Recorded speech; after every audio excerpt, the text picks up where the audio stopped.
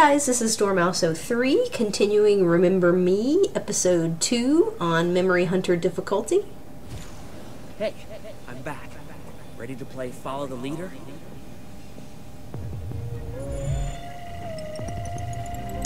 So I was talking about how I like these Remembrains and how a lot of the mechanics of the game do have a slant to them that is to do with you know, this idea of memories and memory technology and, you know, taking a memory from someone's brain and being able to use it in different kinds of ways. So I like that a lot. I think between that and a lot of the little logs that you can find and read about the world, they created a really interesting backstory to this whole place. And I thought that all in all, the world was created very well. It feels like a realistic place. It feels pretty well fleshed out for a new IP, for sure. And so here are some of these little sentry bot things. And they can be really irritating because they will one-shot kill you. Careful. They don't ask questions first, if you see what I mean. So you want to follow his little memory very closely, because otherwise it'll disappear and you won't be able to tell where to go. So each time you activate my remembering, you'll be able to see them through my memory. And so if you get too far behind, just go back and activate the remembering again. And that will help you to be able to see their little areas of sight. Because otherwise you can die really easily right there.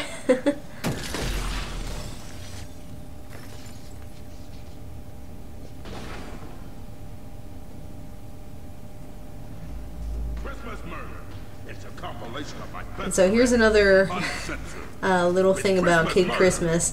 I do also like how the people that you see in the news, it kind of foreshadows the people that you might be interacting with. And so this guy has a role in this episode. He's the shame of your profession. Could have been a genius, but he traded his soul for a fat paycheck.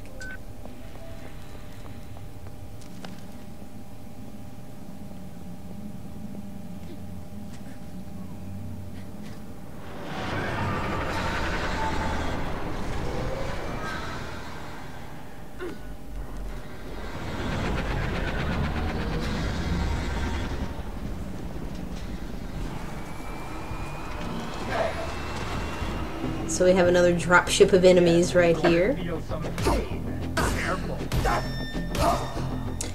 And it gives you this lovely reminder that you can use your espressons. You can also try to kick people off the edge here, which is kind of fun. And I think I mentioned this before, but there is an achievement to kick like, I think 25 enemies off of a ledge. It's pretty cool.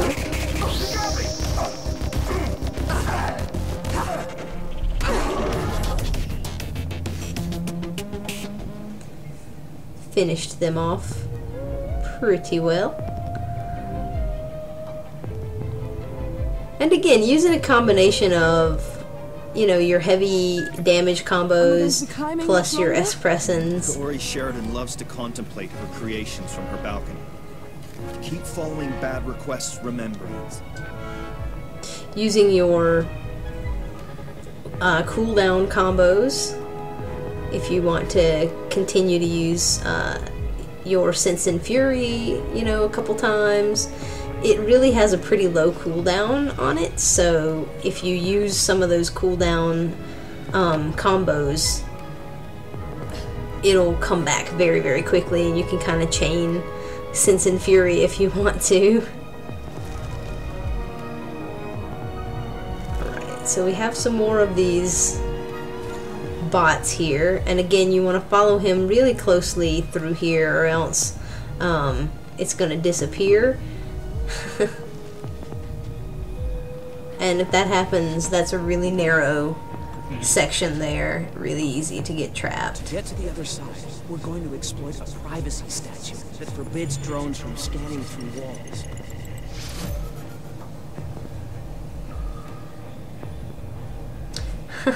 I like how they even had like a reason why the bots won't see you through the walls, because obviously, you know, they're robots. They should be able to scan you through a surface.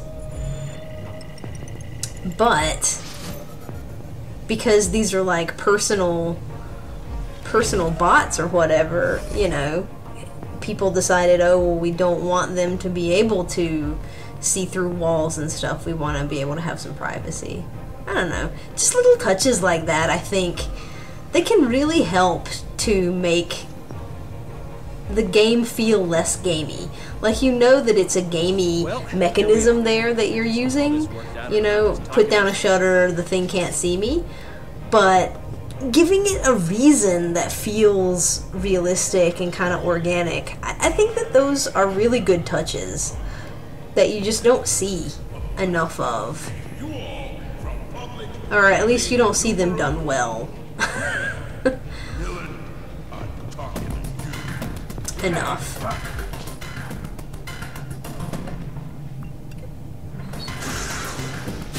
So we're gonna sense and fury these guys.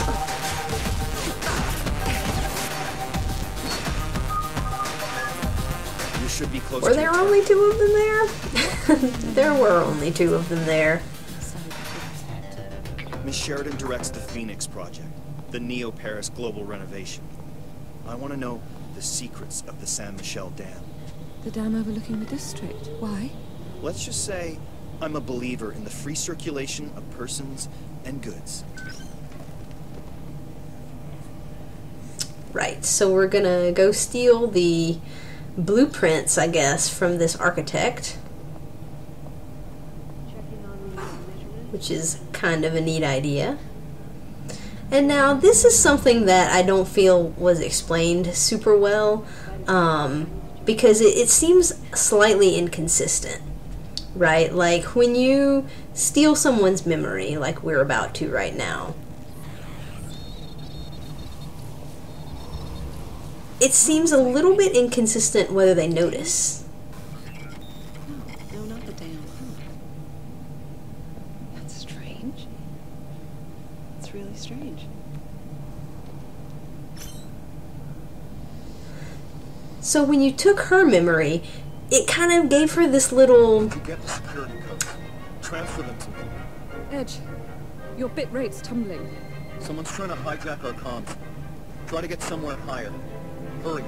I'll see if I can find a clean channel. So she had this weird little thing where it was like she forgot what she was doing for a second, and the memory of the dam, which was the thing that we stole, came to mind. And so that's interesting. You know, I think that that's me failing at going across this thing. So yeah, you know, that seems kind of realistic that, you know, you took that memory from her, you accessed that memory from her, and then she was like, wait, I wasn't thinking about that. What's happening? And it's like one of those times when, you know, you're thinking about something and then all of a sudden you forget what you're doing, you know, and you have that moment of like, what was happening? So that seems like, you know, a nice integration of that concept. What I don't understand is that, you know, she had that little reaction to it, but, you know, she didn't seem to really notice. Sometimes when you steal memories later on from people, they seem to not know that you took the memory, and I don't know, it's just sort of strange. I read you. I got around kids' malware. Send me the codes. Hurry. Okay, uploading them. Perfect. All that's left to do is to hack into the Saint Michel Dam mainframe. Caught red-handed. You errorists are shameless. Nilin, all these years and still choosing the losing side. We know each other! You were one of the best memory hunters ever. Big girl. Maybe the best, but you took a different road.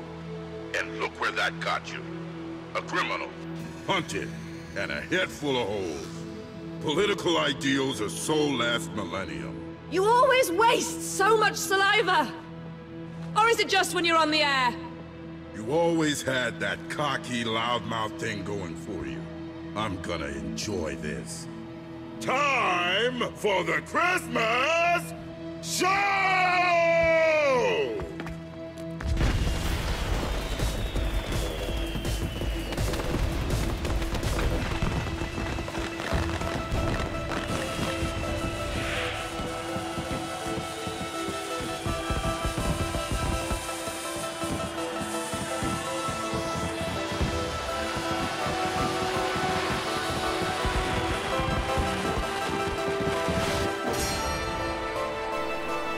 So I'm going to have to pause that discussion and talk about this boss fight. So this is Kid Christmas, the memory hunter turned bounty hunter of memory hunters. And what you want to do here is use Sense and Fury on him.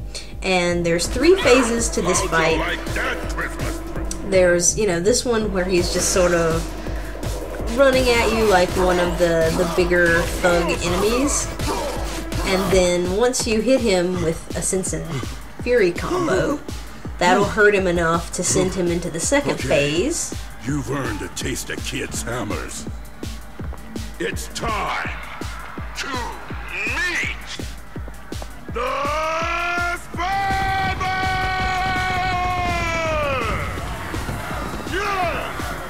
Come on! Yeah! Who is number 1? So he's going to use his little spammer weapon here, and it's basically a projectile weapon. That's another 3 moves right there. And this fight gets a little bit tense here, and I'm not quite sure why I was doing so poorly on this right here. But what you really should do is try to get in one of your combos to reduce the time. Okay. So you're a masochist. We all got off Reduce the combo cooldown. But what happened was I messed around and got hit a couple of times by his spammer because I missed the timing of my dodges. And so I got really low health, and then I kept trying to use my healing combos to get my health back, and then he kept hitting me. So I got into a real bad position there, and you know, hopefully you'll learn from my mistakes and not do this, but I got into a spot here where I was just needing to heal a little bit, and I ended up, you know, taking the entire amount of time for my Sense and Fury to cool down, which actually ended up being good timing at that point. But once you are able to hit him again with that, he'll go into the last phase of this fight, where he gets real irritating. You're through to the final segment of the show. Shut up and fight. Excellent proposition. It's time for sudden death! Come on! Come on! That's the best you got! Louder! Louder! On Kid Christmas! No rules! No foul! So Come on, King. Take the fall. there are these little areas of like little Take my gift! bombs kind of that are on the ground, and they go off after a while, and you don't want to be in their radius or else that really hurts. And so I used my cooldown combo, and that was exactly what I needed to do. That's what I needed to do the last time and just messed it up. But this time I did a little bit better, and so now I can use my Sense and Fury again. His third health bar is a little bit longer, so one Sense and Fury combo didn't quite do it. And so now I'm just trying to get close to him again through the like minefield of bomb things that are going off to try to get a little bit of health back and then cool down my Sense and Fury again. And there we go. And this last little set of hits on him should take him out. You hit B, and you're going to have some quick times here. You just want to make sure you don't miss those, or you'll have to do the last little bit again. Looks like it was XAY. Oh, kid. All these years, and still on the losing side. No, not here. Not in front of my fans.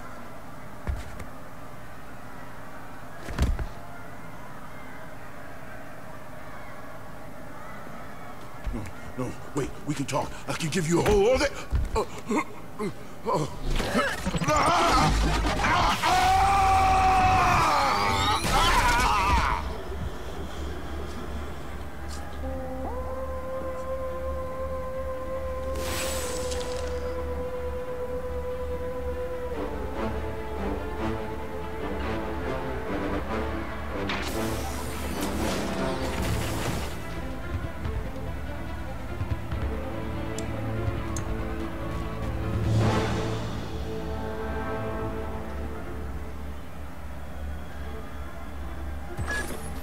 Nilan, thanks to the codes you sent me, the Errorist counterattack will begin in just a few minutes. Use all this confusion to get out and make your way to Slum 404. Alright, so we got the spammer, which is pretty useful for both solving traversal puzzle things and also fighting enemies, because you can hit them from a distance, which can be really, really useful. So I'm going to go in now. I unlocked a couple more press-ins, and I'm going to fiddle with my combos just a little bit. I think what I end up wanting to do is put one of these, the chain ones, at the end of my health combo, so that I can have a stronger health combo thing. I thought about putting it on my cooldown one, but I ultimately decided that I'd be better served using it for health. And sometimes I will switch that up. So like if I'm in a fight and I can think of one part in particular where I really need to have that cooldown happen really quickly, I'll go in and change it. So that I have a chain combo at the end of that one that just gives it a little bit, you know, extra cooldown for me. But for right now, I use it on the health. So we are coming up on the end of this episode, guys. There's kind of some cutscenes here toward the end that I'll just let you enjoy. So thanks for watching, and I will see you in episode 3. The name is Nilan. This time, you'll remember me.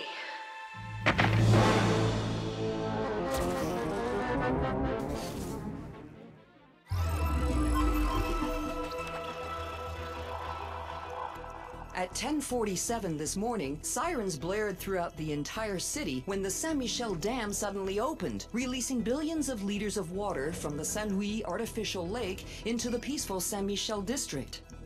As you can see on these Sen-Sen images, the gigantic wave swallowed everything in its way. The scale of this catastrophe is difficult to imagine at this time, as the Neo-Paris authorities are already reporting dozens dead and several hundred missing. On the other side of the dam, the sudden lowering of the water level has not gone without consequence for the inhabitants of Slum 404, a neighborhood well known for ongoing social unrest. The Saber Force has immediately been deployed in and around the area to contain any potential riots. Indeed, the now empty Saint-Louis Lake has put an end to the isolation of the Bastille Fortress, home of the most dangerous criminals in Neo-Paris. Stay tuned for more.